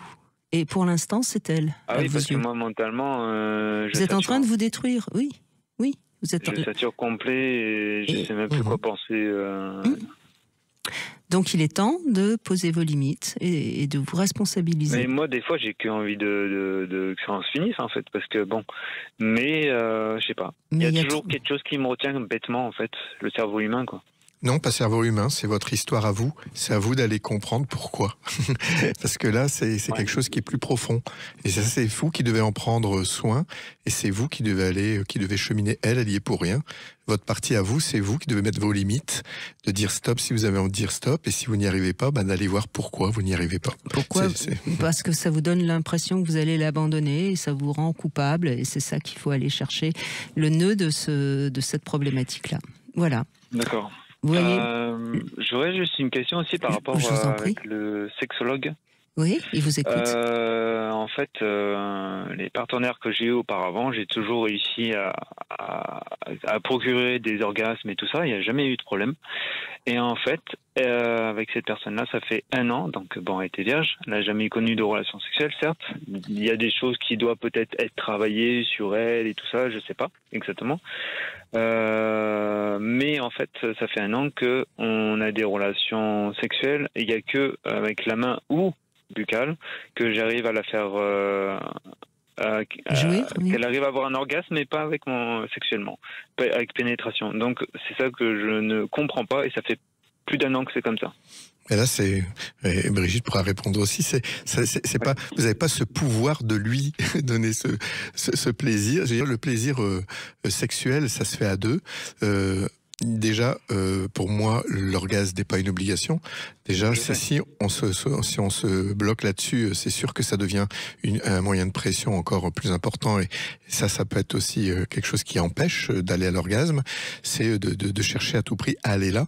Ce qui est important, c'est juste d'apprendre à s'écouter, d'aller en lenteur et de se caresser, d'apprendre à se connaître. Et les choses, elles viennent naturellement. Après, il peut y avoir des problématiques liées à elle. Et ça, c'est pas vous qui êtes responsable de ça. C'est à elle aussi d'aller consulter un sexothérapeute ou pour expliquer ces blocages, par exemple. Et voilà. Je pense que tout ça ne veut pas. Et c'est là que ce qu'on disait avec Brigitte dans le côté victime, c'est-à-dire qu'elle veut pas, c'est son problème. Vous comprenez ? Vous n'avez pas ce pouvoir de faire des choses si elle les veut pas. Donc vous pouvez faire que vos 100% de votre côté. Si elle veut pas, vous, c'est de vous positionner par rapport à ça. Merci beaucoup, John. Merci, John. On fait une petite pause et on se retrouve dans un instant. 14h-16h, Brigitte Lahaie, Sud Radio. Merci pour ce sujet, Claude Parisot. Faut-il vivre sous le même toit quand on s'aime ? C'est pas si évident que ça. Et d'ailleurs, moi, je dis toujours, je sais pas si vous êtes d'accord, Claude, je dis toujours que même en amitié, une belle amitié, on vit 24 heures sur 24 sous le même toit, l'amitié va être un petit peu écorchée. Ah ouais, ça c'est sûr. C'est compliqué, hein. Et c'est pour ça que j'aime bien rappeler que dans le couple, c'est parfois la sexualité qui permet justement d'effacer un peu les tracas du quotidien. Oui, mais la sexualité, on dit toujours que c'est la différence. Hein. Oui, ça répare. Et oui. Bon, alors Marlène, qu'est-ce que vous nous racontez, vous ? Bonjour Marlène. Bonjour Brigitte, bonjour Claude. Bonjour Marlène. Alors moi, je suis mariée, 2 enfants. Je vis donc en couple et donc avec mon mari. Sous le même toit. Sous le même toit maintenant. J'ai eu une relation quand j'étais plus jeune. Donc à distance. Et c'est de cette relation-là que je voulais parler aujourd'hui. Oui. Malgré que c'était une relation à distance, je l'ai très très mal vécue. Et pourquoi malgré ? Non, dans le sens où on dit souvent à distance, à la rigueur ça peut être bien, parce qu'on se discute moins, on se voit moins, il y a moins de... Et en fait, moi, ça s'est mal passé. Non, ça peut être très douloureux, une relation à distance. Oui. Ça dépend de comment on la vit. C'est pas une relation à distance voulue. C'était je comprends bien. C'était le premier amour. Et du coup, on s'est retrouvés loin du cœur parce que j'ai pas retrouvé un boulot au même endroit. Et vous étiez dans le même... Vous étiez dans le même pays Oui. Quelle distance? En France, c'était loin parce qu'il fallait passer par Paris. Alors lui, il était à Mulhouse et moi, j'étais à Limoges. Donc ça faisait 9 heures de train. Oui, c'est compliqué. Oui. C'est la journée. Et aussi financièrement, parce que du coup, lui était étudiant. Moi, je travaillais, mais j'avais pas un poste avec beaucoup d'argent. J'étais au SMIC. Et pas beaucoup de temps libre. J'avais qu'une journée et demie de repos. Donc, c'était... il faut aller une journée et demie, aller-retour pour vous retrouver, oui. Et je sais qu'il avait commencé à travailler donc, dans la restauration rapide, sans donner de marque. Et c'était soi-disant pour venir me voir. Et quand il a eu des congés scolaires, il y a eu la grève de train pendant 28 jours, on n'a pas pu le voir. Il avait de l'argent, mais il avait plus de train. Le destin était contre vous. Ouais, c'était ça. Non, mais après, on s'est séparés. Il a eu du mal à dire que c'était terminé, mais voilà. Et en fait, on s'est vus pendant une semaine, et il me l'a dit en rentrant au téléphone. Il a dit quoi? Il a dit que c'était terminé? Il m'a dit que c'était terminé, mais pas du face à face. Il a attendu qu'on soit au téléphone. Ben oui. Et on s'était vu une semaine, ça faisait 3-4 mois qu'on ne s'était pas vu, et il m'annonce ça au téléphone, à peine arrivé chez lui. Mais c'est vrai que c'est différent les relations à distance et ne pas vivre ensemble. Moi, je mets ça vraiment dans de deux choses différentes. C'est-à-dire de vivre dans la même ville, des fois, et de pas vivre ensemble. C'est-à-dire de passer des bons moments. Vous, il y a la séparation. Ça peut être... moi, je l'ai vécu jeune. J'avais une femme italienne et on se voyait tous les 15 jours. Et la distance, c'était très excitante au début. Et au bout d'un moment, ça crée beaucoup de frustration aussi, par exemple. Et des fois, même si on se libère, on veut que l'autre soit complètement disponible. Et des fois, l'autre n'est pas disponible de la même façon. Ça crée tellement de... Et c'est ça qui est difficile. Les relations à longue distance, je pense que c'est très difficile. D'autant que vous aviez des vrais handicaps. Enfin, je veux dire déjà, pas de, comme à l'époque, comme vous le dites, il y avait pas cette communication virtuelle qui quand même simplifie un peu les choses. C'était compliqué parce que le voyage était long. Vous n'aviez pas les moyens non plus. Vous n'aviez pas la disponibilité. Enfin, il y avait quand même. Franchement, il y a un moment, vous savez, moi je dis toujours. Il était un peu plus lucide en fait que moi. Moi, je voyais que par lui. Et lui, il a été plus lucide. Mais il avait peut-être des besoins sexuels plus importants que vous aussi. Et donc, ces besoins sexuels, à un moment donné, peut-être qu'il avait envie d'aller... et puis, il a préféré mettre un terme à la relation, ce qui est plutôt, d'ailleurs, je trouve, assez honnête de sa part, même s'il n'a pas eu le courage de vous le dire en face. Hein. C'est ça. Mais bon, non, c'est assez rigolo. Et j'ai eu deux relations un peu comme ça. L'autre, un peu moins, parce qu'il y avait déjà le téléphone, tout ça. Et on avait 20 ans d'écart, donc on est beaucoup plus mûrs. Mais rassurez-moi, il y avait quand même le téléphone dans cette relation à l'époque. Vous n'avez pas 90 ans, Marlène. Le téléphone portable, je parlais. Hein, oui. Non, je parlais la deuxième relation que j'ai eue à distance. En fait, ça n'a pas duré longtemps parce que j'ai dû le rejoindre dans les 6 mois qui suivaient notre rencontre. Mais les 6 premiers mois, c'était un petit peu dur. J'aime pas trop la distance, en fait. Naturellement, hein. J'aime bien être avec la personne, être protégée en fait. J'aime bien vivre la relation comme un soutien. Oui, vous êtes pas suffisamment indépendante pour arriver à gérer une relation à distance, parce qu'en fait c'est toujours ça, c'est qu'est-ce qu'on fait des moments où on est à distance, comment on vit le fait que l'autre est à distance et que peut-être il voit d'autres personnes. Enfin c'est pas anodin. Hein. C'est pas anodin. Moi aujourd'hui je le vis comme, je trouve que le fait par exemple quand on est séparés, ça invite à se sentir aussi heureux quand l'autre n'est pas là. Et pour moi, ça c'est la clé. C'est pas ce qui est prôné comme. Pour moi, c'est le couple, ce que j'appelle le couple interdépendant. On sort de la dépendance affective, c'est-à-dire que l'autre doit nous rendre heureux systématiquement. C'est l'autre qui nous rend heureux quand il n'est pas là. Je suis pas heureux. C'est-à-dire, c'est si j'apprends aussi à être heureux quand l'autre n'est pas là, l'autre devient la cerise sur le gâteau et c'est un plus. Quoi. C'est pas l'oxygène pour nos poumons. Ça s'appelle la maturité. Oui. Ça s'appelle la maturité, mais en même temps... Quand on a des enfants, c'est plus compliqué. Oui. Alors ça, c'est autre chose. Il est évident que quand on construit une famille avec des jeunes enfants, la vie à deux me paraît quand même beaucoup plus facile et mieux pour les enfants aussi, parce que les enfants, quoi qu'on en dise, même si on sait aujourd'hui que beaucoup d'enfants vont vivre en famille monoparentale, mais l'idéal pour des enfants, c'est quand même un père et une mère qui vivent ensemble et qui s'entendent bien. Tout à fait. Ils ont quel âge, vos enfants ? 9 et 10. Oui, donc ils sont encore très jeunes et je suis sûre qu'ils sont très heureux de voir papa-maman former un vrai couple. Oui, ils n'aiment pas quand on s'embrasse. C'est le côté Oedipe, non, je sais pas quoi. Non, ça les rassure. C'est marrant parce qu'il y a des couples qui n'osent pas s'embrasser devant les enfants. Alors, quand on dit s'embrasser, on est d'accord. On n'est pas en train de dire faire un flirt poussé. Mais ça les rassure les enfants parce qu'ils voient bien que le lien parental est solide. Puis... pourtant, ils disent c'est des oui, c'est normal. Il y a des âges, mais c'est vraiment important de leur montrer la tendresse, qu'ils puissent voir. C'est comme ça qu'ils intègrent eux-mêmes leur couple intérieur et de voir leurs parents s'embrasser, avoir de la tendresse, partager. Ça leur donne une image de ce que c'est que la relation assez positive. Et ils adorent aussi pouvoir être dans le lit avec les parents. Alors, soit avec un, soit avec l'autre, soit avec les deux, mais être un peu le centre. Pas sur le côté, vraiment au centre. Au milieu, oui, entre les deux. Oui, on sépare un peu les parents quand même. Hein, quand même, c'est ça. Ils peuvent toujours essayer. Après, c'est aux parents de bien expliquer. Non, après, c'est exceptionnel. Non, mais le câlin du dimanche matin ou tout ça, bien sûr. C'est très... on est chez les grands-parents, n'importe, ça peut arriver. Mais bien sûr. Mais occasionnellement, voilà. Mais bien très sûr. Occasionnellement. Mais voilà, c'est pas un interdit, mais c'est papa et maman, et eux, c'est dans leur chambre. Mais voilà, mais c'est vrai que c'est rigolo parce que c'est...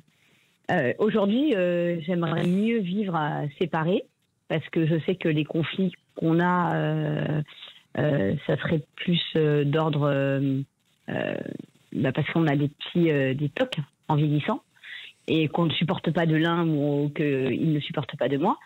Mais comme il y a les enfants, c'est sûr que pour l'instant, on ne le fera pas. On le fera peut-être plus tard.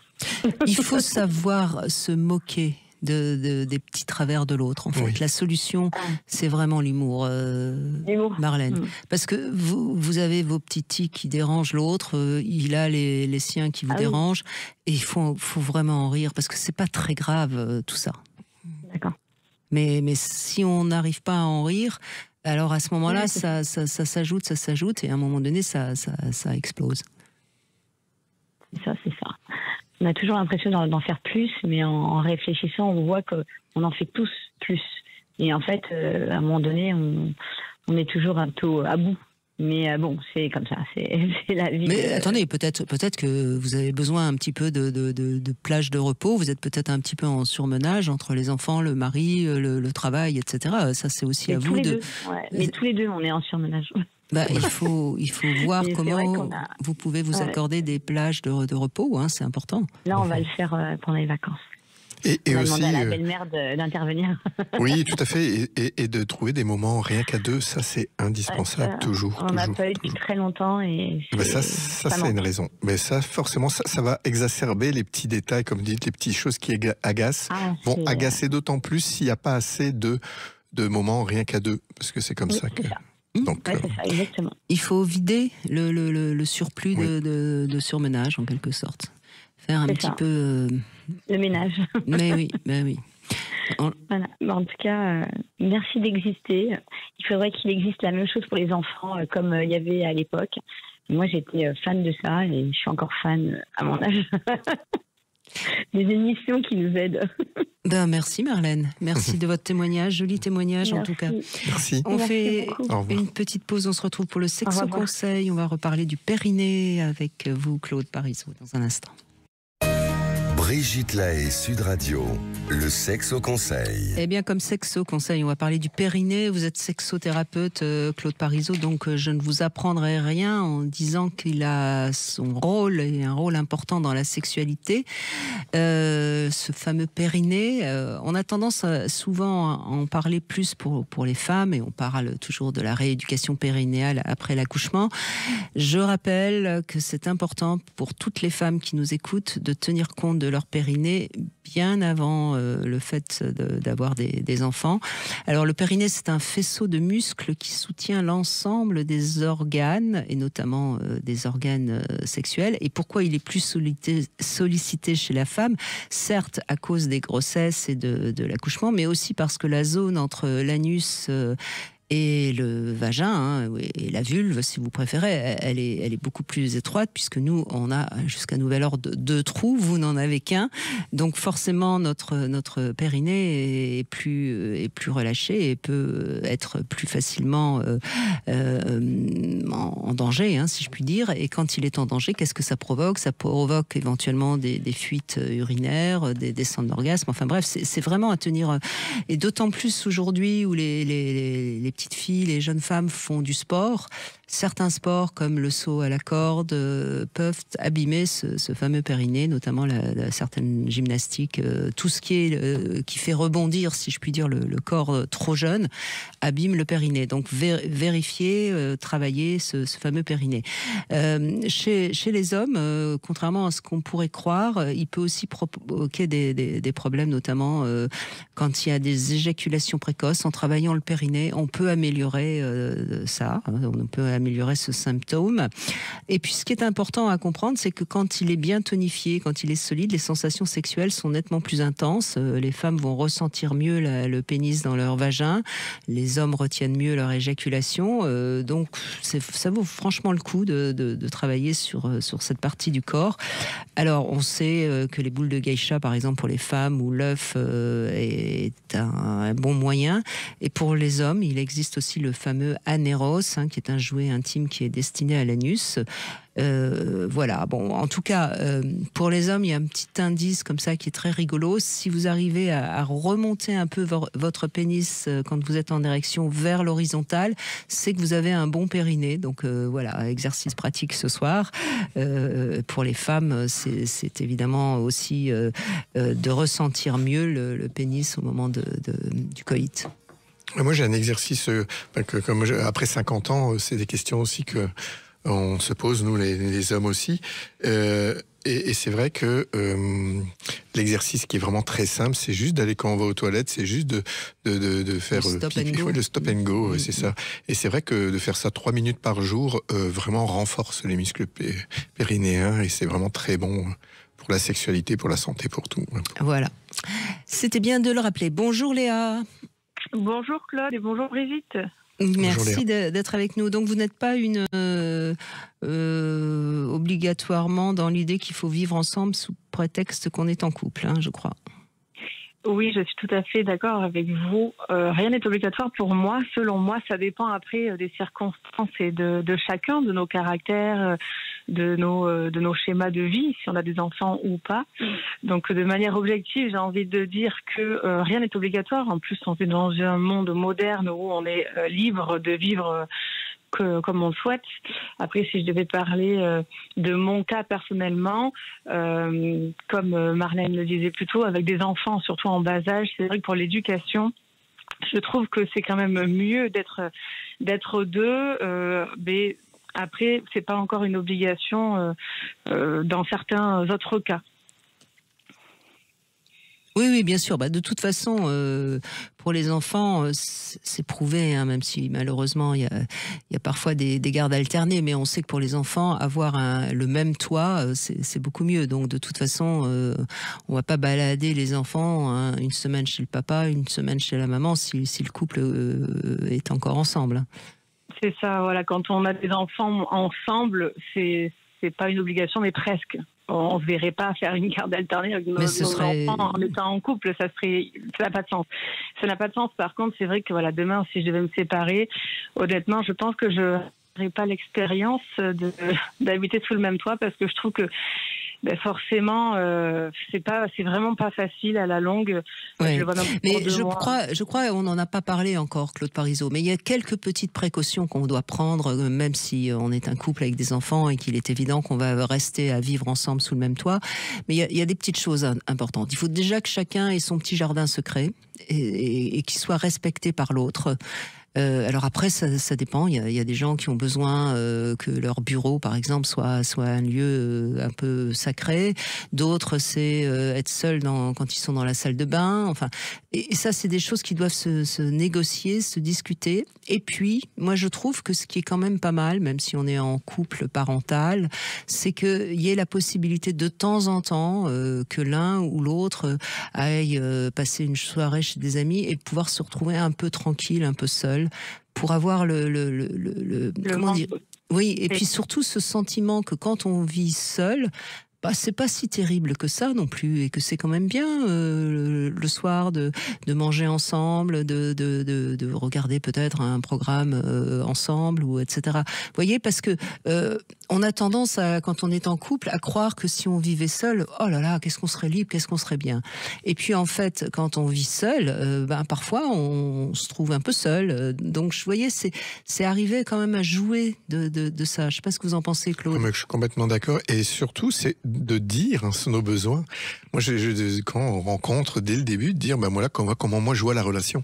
C'est pas quelque chose d'évident pour chacun. Je veux dire, il y a autant de façons d'être en relation que de relations, ce que vous dites aussi, et que ça dépend beaucoup de choses, mais ce qui est important, souvent, on n'en parle pas au début, alors que pour moi, c'est essentiel. On peut s'aimer, mais on peut ne pas avoir la même vision de comment on veut faire évoluer la relation. Donc, pour moi, c'est vraiment important toujours de communiquer et d'oser dire, moi, j'aimerais bien, j'ai des amis, j'ai envie de les voir, des fois avec toi, mais des fois, j'ai envie d'être seul, des fois, j'ai envie d'une demi-journée par semaine. Ça peut se négocier ensemble dès le début, négocier, j'aime pas le mot, mais... Et ça peut se renégocier, d'ailleurs. Exactement, mais ça se fait régulièrement. C'est communiquer, au final, c'est vraiment communiquer, arriver à se dire les choses, et puis c'est vrai qu'en fonction des années, on peut changer aussi. Donc, la clé... C'est vraiment communiquer, mais c'est vrai que c'est quand même pas évident, et il faut créer le manque, en fait. Je pense que ça aussi, c'est une des clés de la réussite. C'est créer le manque, et c'est pas évident parce qu'on court après le temps aujourd'hui. Et oui, parce que le plaisir de se retrouver, s'il n'y a pas eu du manque, il n'existe pas. Hein. C'est ça. Et pourtant, c'est bon, le plaisir de se retrouver. Oui, alors l'équilibre, du coup, j'adore ce mot parce que je trouve qu'il est essentiel dans nos vies surtout, mais c'est vrai que trouver l'équilibre, c'est le plus compliqué puisqu'on est deux, donc il faut faire en fonction de soi, mais de l'autre personne, et aussi des enfants qui sont évidemment là bien souvent. Donc c'est essentiel, et ça demande beaucoup d'ouverture d'esprit par moment aussi, et puis il faut prendre sur soi, mais c'est une belle expérience, une belle aventure. Oui, mais je crois, Léa, qu'il y a quelque chose aussi qui est important à entendre, c'est que quand on demande d'être un petit peu plus seul ou d'avoir un peu plus d'espace, c'est pas contre l'autre. Et souvent, l'autre l'entend comme étant j'ai moins envie d'être avec toi, ou tu m'envahis, alors que non, c'est pas contre l'autre, c'est son besoin d'espace vital. Oui, c'est pour se sentir mieux avec soi, pour être mieux avec l'autre, en fait. Hein. Donc, absolument. Comme vous dites, la personne le prend de façon péjorative, elle le prend mal, mais en fait, c'est pour que la personne puisse être bien. Donc, il faut pas le percevoir comme ça, c'est vrai. Mais là, encore une fois, c'est la communication qui doit être vraiment établie. Mais peut-être qu'il faut le dire assez vite, parce que sinon, on le dit à un moment où on étouffe, et donc on le dit de manière un peu agressive, et c'est un peu normal que l'autre le prenne mal. Vous voyez, c'est tout ce manque, encore une fois, de communication de soi à soi. Oui, puis comme vous dites, en début de relation, ça se dit aussi dès le début, je veux dire... Je parle pas des premiers jours, mais je parle de très rapidement. Quand on discute, ça fait partie de qu'est-ce qu'on a envie de vivre. Pour moi, c'est vraiment la question essentielle. Qu'est-ce que j'ai envie de vivre avec toi? Mais malheureusement, c'est pas, on n'en parle pas au début. Je vois les couples, beaucoup n'en parlent pas. Je vois un nombre de couples incroyable, même après 20 ans, que en fait, quand on fait cet exercice-là de qu'est-ce que j'ai envie de vivre avec toi, jamais ils se sont dit ça, mais jamais. Donc, pouvoir le faire dès le début, je trouve que c'est vraiment un gage déjà de cheminer dans le même sens. Vous devriez créer la charte de communication du début de la relation, Claude Parisot, et puis ensuite peut-être la renégocier tous les 3 ans. Ah, mais même pas tous les ans. Moi, je conseille même aux couples chaque année, même de faire au Québec. Je pense souvent à l'exemple d'un couple d'amis au Québec où cet exercice-là, il loue une petite cabane l'hiver, isolée là dans la neige, et puis ils passent toute une après-midi à redéfinir ce qu'ils ont envie de vivre ensemble chaque année au même moment. Ça peut être au Nouvel An, mais ça peut être un anniversaire de rencontre. Et je trouve ça vraiment chouette parce que ça permet de cheminer. Il y a des choses qui ne sont plus du tout d'actualité, d'autres qui sont nouvelles. Et ça permet de garder de la vie dans la relation et cheminer dans la même direction. C'est aussi un challenge pour le couple de garder cet amour, ce respect, cette bienveillance, cette complicité. C'est vraiment quelque chose qui est sacré dans le couple et surtout l'intimité. Ça, on est au cœur du sujet. Et là, moi, par exemple, si je parle de mon cas, on a eu un enfant ensemble, elle a qu'1 an. C'est pas évident quand même. Avec la fatigue, le stress, le changement de son corps, les hormones, c'est un cataclysme qui arrive aussi de ce côté-là, parce qu'il y a aussi l'envers du décor, et c'est pas évident à gérer non plus, mais du coup on s'est promis que tous les mois on organiserait un moment pour nous, parce que c'est vrai que le temps nous dépasse, et on le fait pas suffisamment en fait. On est pris par la vie en fait, et du coup on fait pas plus de rester en amoureux, et le couple il a tendance à s'effacer après. Oui, et merci de dire ça. Je crois que vous mettez beaucoup de conscience, c'est que vous l'avez dit, on s'engage et c'est ça, c'est que les deux s'engagent à garder un espace pour le couple, même si on est parents. Et même si c'est espacé au début, parce qu'on entend bien quand ils sont en bas âge, mais c'est vraiment essentiel de garder des moments rien qu'à deux et de faire vivre cet amour-là qui est nécessaire. La prise de conscience, à partir de ce moment-là, tout est possible. Merci beaucoup Léa, merci de ce joli témoignage et bravo à vous. Et bravo. On fait une petite pause et on va conclure dans un instant avec Claude Parisot qui est avec nous. 14h-16h, Brigitte Lahaie, Sud Radio. Claude Parisot est avec nous. Alors vous êtes sexothérapeute, vous êtes également thérapeute de couple, vous travaillez beaucoup avec les couples, notamment en stage. Je rappelle que sur Claude Parisot, on retrouvera tous les stages que vous ferez dès 2025, bien sûr. Sur Terranéo, exactement. Exactement. Donc c'est important on l'a dit tout au long de ces 2 heures, la communication, enfin je crois que c'est ceux qui écoutent l'émission, on commence à savoir à quel point c'est important, et pourtant à quel point les couples ont du mal à communiquer. Pour vous, c'est quoi les handicaps de cette communication dans le couple ? Le handicap, je vais être dur, c'est nous les hommes. On est à cet endroit-là. Au niveau de la communication, c'est comme si on nous apprenait pas, je veux dire, même dans les jeux d'enfants, les femmes, c'est les poupées, tu vois, on communique, c'est comme si c'était quelque chose et au-delà de l'éducation, c'est vraiment dans nos gènes. Il y a quelque chose où on apprend à être efficace, mais comme si la communication mette des mots sur ce qu'on ressent. On en a parlé dans une autre émission, sur le ressenti. La communication, c'est parler de soi, parce qu'on peut parler pendant des heures et ne rien dire. Oui, de politique, de météo, Et nous, on est fort pour parler, de l'extérieur de nous, mais de dire ce que je vis. Moi, je sais que j'ai appris à le faire. Je ne savais pas le faire du tout, mais de parler de mes émotions, de parler de ma tristesse des fois, de ce qui se passe à l'intérieur. Je sais que c'est ça qui crée de la connexion, vraiment, et de la connexion intime. Ça ouvre le cœur. Mais si on ne parle pas de ça, il y a un moment donné, il y a un déséquilibre qui se fait dans la relation, et très rapidement. Et souvent, inconsciemment, on va choisir même un partenaire. Par exemple, si je prends une partenaire féminine, elle va choisir un homme parce qu'il a du charisme. Qu'est-ce que ça veut dire, charisme ? Des fois, il n'y a pas besoin de parler. On se sent en sécurité, il n'y a pas besoin de parler. Je me sens... Oui, il dégage quelque chose sans parler. Mais au bout de quelques mois, on va dire, c'est bien beau, Lucas, mais j'aimerais bien que tu parles de toi, quoi. Alors, la personne, elle comprend pas. Elle est toujours la même personne. Et puis, elle ne comprend pas pourquoi on lui reproche ce pourquoi on l'a choisi au début. Vous voyez ? Et c'est vraiment un grand classique. Donc, c'est apprendre à parler de soi. En fait, c'est ça qu'on fait dans la méthode Imago, c'est qu'on parle à partir de notre cœur. On fait des apparences de phrases et les personnes vont parler la même langue. Et là, les hommes, souvent, c'est parce qu'ils savent pas comment, ils ont pas les mots. Et quand on leur donne les mots, quand on prend le temps, on les aide, c'est magnifique ce qui se passe. C'est toujours beau. Et on parle la même langue et on se rend compte qu'on veut les mêmes choses, les hommes et les femmes. Et c'est toujours magnifique. C'est pour ça que moi, je suis toujours très optimiste, parce que C'est juste qu'on n'a pas les outils très souvent. Oui. Alors je souriais en vous écoutant, Claude Parisot, parce que justement j'ai reçu un mail cette semaine de Paul Devambre, celui qui a créé Les hommes viennent de Mars, les femmes de Vénus, le fameux spectacle.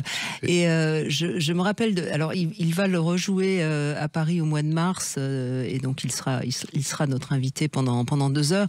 Et je me souviens de cette scène dans son spectacle que je trouve extraordinaire et qui reflète exactement ce que vous venez de dire. C'est un homme qui rentre du travail et qui a eu des soucis, et il rentre et puis il est complètement enfermé dans sa grotte. Et puis alors sa femme, elle voit bien qu'il va pas bien et il lui dit mais qu'est-ce qu'il y a, qu'est-ce qui va pas? Et plus elle l'agresse en lui demandant qu'est-ce qu'il y a, qu'est-ce qui va pas, plus il se renferme dans sa grotte parce qu'il ne sait pas communiquer de quelque chose de difficile. Alors je sais pas s'il s'est fait engueuler par son patron ou s'il a été, enfin bref. Et alors plus il s'enferme, plus elle se dit il veut pas me parler, c'est qu'il y a quelqu'un d'autre. Et c'est fait une scène assez comique dans le spectacle, mais finalement très, très réaliste de cette difficulté qu'ont les hommes à communiquer et de cet imaginaire qu'ont les femmes à tout de suite penser que c'est contre elles, alors qu'au fond, non, c'est juste qu'il a du mal à communiquer. Il faut pas prendre ça contre soi si l'homme a du mal à parler. Très souvent, c'est exactement ça. C'est pas qu'il a pas envie, c'est qu'il sait pas comment. C'est cette éducation sur la compétence, c'est-à-dire se sentir compétent. Dès que l'homme se sent pas compétent, il va se refermer. Et donc, mais en même temps, moi j'ai beaucoup étudié aussi sur le plan neurobiologique ce qui se passe. On sait qu'un homme, quand il a beaucoup d'émotions, il a besoin d'agir. Une femme, quand elle a beaucoup d'émotions, elle a besoin de les exprimer. Donc déjà, on n'a pas le même outil. D'ailleurs, quand il y a une scène, l'homme, il a besoin de bouger, la femme, elle a besoin de voir qu'on l'écoute dans son j'allais presque dire, dans son flot de paroles émotionnelles qui sont parfois un petit peu pénibles aussi. Hein. On n'a pas le même langage, encore une fois. Non, mais c'est exactement ça. C'est des façons différentes. C'est pour ça que c'est important de comprendre, d'écouter pour comprendre l'autre, pas pour réagir. Et c'est ça qu'on apprend. Mais je me rends compte que les hommes ont beaucoup de compétences en plus en disant peu de mots et en étant très explicites. Quoi. C'est vrai qu'il y a le souci d'efficacité, mais dans ces dialogues-là, je veux dire, ils sont pas moins bien outillés. Souvent, c'est une croyance. Et c'est magnifique à chaque fois de voir l'homme qui prend confiance dans sa façon de communiquer, parce que très souvent c'est ça, c'est la peur de mal faire. En tout cas, il y a une chose sur laquelle il faut vraiment il faut vraiment tordre le cou, c'est que les hommes sont aussi sensibles que les femmes. Oui. Moi, j'en ai un peu marre parfois en ce moment, surtout avec les néo-féministes. Je veux dire, les hommes sont tout aussi. Alors, il y a des abrutis, mais il y a aussi des salopes. Hein. Mais sur le plan de la sensibilité, l'homme est un être aussi sensible que la femme. C'est juste que ça se manifeste pas de la même manière. Bah nous, moi, si je prends mon exemple, j'ai découvert tard que j'étais un hypersensible parce que je ressentais rien, je me coupais. C'est-à-dire que quand on se coupe de ses émotions, on sent même plus sa sensibilité à l'intérieur. Mais c'était juste pour protéger justement des endroits très sensibles. Et très souvent, c'est ça que quand on découvre dans les stages, même les hommes se découvrent très très sensibles. Bon, leurs femmes le savent. Et c'est ça qui les désespère souvent, parce qu'elles voient toute la sensibilité, mais ils n'arrivent pas à l'exprimer. Ils ne savent pas comment leur faire exprimer. Elles savent pas. Et quel conseil vous pourriez donner aux femmes, justement, qui nous écoutent? Comment on aide l'homme à baisser un peu l'armure et à laisser lui vibrer sa sensibilité? Déjà aussi à comprendre comment il fonctionne, à poser des questions plutôt que de dire comment faire aussi. Des fois, c'est arrêter le reproche. Je crois que c'est que parfois, elles veulent bien faire, mais à force d'attendre, souvent, elles accumulent beaucoup de colère. Et après, dans la façon de s'exprimer, la colère, elle se ressent. Et dès que l'homme, il sent qu'il y a de la colère contre lui, il va se fermer. Donc, c'est juste de poser des questions plutôt déjà d'interpréter. Ça, il y a une chose. Parce que très souvent, elles n'ont pas le choix très souvent, parce que quand le partenaire ne parle pas, mais plutôt que de vouloir interpréter, c'est déjà de poser des questions et sans mettre de pression, c'est-à-dire le laisser du temps aussi. C'est-à-dire que les hommes ont besoin d'espace, ils ont besoin de mettre des limites claires aussi. Mais moi, j'apprends aussi aux hommes à dire, si vous n'êtes pas disponible, dites-le vraiment, mais proposez quelque chose concret. C'est-à-dire quand êtes-vous disponible plutôt que de dire plus tard. Plus tard, ça veut rien dire. Et souvent, les femmes, elles se sentent pas en sécurité parce qu'elles entendent plus tard et ça veut dire jamais. Donc les hommes doivent apprendre à mettre des limites quand ils ont besoin d'espace, mais aussi apprendre à dire on en parle à tel moment, c'est-à-dire se donner des rendez-vous. C'est ça qu'on apprend aussi, c'est que se donner des rendez-vous, ça permet vraiment d'être sûr que les deux sont disponibles. Parce que très souvent, c'est ça aussi. Ça, vous avez raison. C'est très souvent, comme par hasard, le moment de communiquer est choisi à un moment tout à fait inadéquat. Hein. Juste au moment où on va partir, ou juste avant que l'homme parte travailler, et ça, c'est une sorte de, comment dirais-je, de branche qu'on a déjà sciée, comme si on voulait que la communication ne fonctionne pas. Ça, c'est un grand principe, éviter les moments de transition pour parler des choses importantes. Les moments où on rentre du travail, on part au travail, où on se couche, on se lève, c'est là qu'on balance les choses. Ou devant d'autres personnes, hein, parce que ça, on le voit parfois des couples qui profitent par exemple du soir de Noël, hein, il y a dû y avoir des clashs, j'imagine encore ce Noël-là. Hein, on sait que c'est des moments, comme par hasard, il y a quelque chose qui sort, alors que c'est absolument pas le moment. Hein. Et on vit de l'humiliation, souvent il y a de l'umiliation derrière, et là, il n'y a rien de bon qui en sort. On règle pas ses comptes en public, comme on dit. Oh que non. Voilà. Donc tout ça, ça s'apprend. Et puis peut-être que on sait qu'on fait toujours des vœux en fin d'année. Peut-être qu'on peut aussi se poser une toute petite question. Quel serait le vœu qu'on pourrait faire pour son couple? Et ça, c'est peut-être un vœu qu'on peut faire ensemble. Quel serait le petit truc qu'on pourrait améliorer, ou la petite chose qu'on pourrait faire ensemble? Parce que moi, je crois aussi que ce qui aide les couples, c'est des moments partagés ensemble qui sont autres que le quotidien. Ça, c'est essentiel. Des moments joués, des moments légers, des moments de joie aussi. Pas de la joie, on parle par exemple, mais des choses qui créent de la joie. C'est ça qu'on fait nous dans le stage aussi, c'est que le dernier jour, on voit plein de petits exercices pour nourrir la joie, remettre de la joie, faire circuler la joie dans la relation.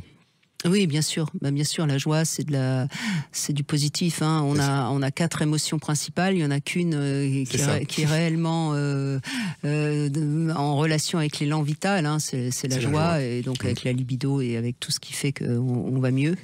Donc remettre de la joie dans nos cœurs et dans nos vies.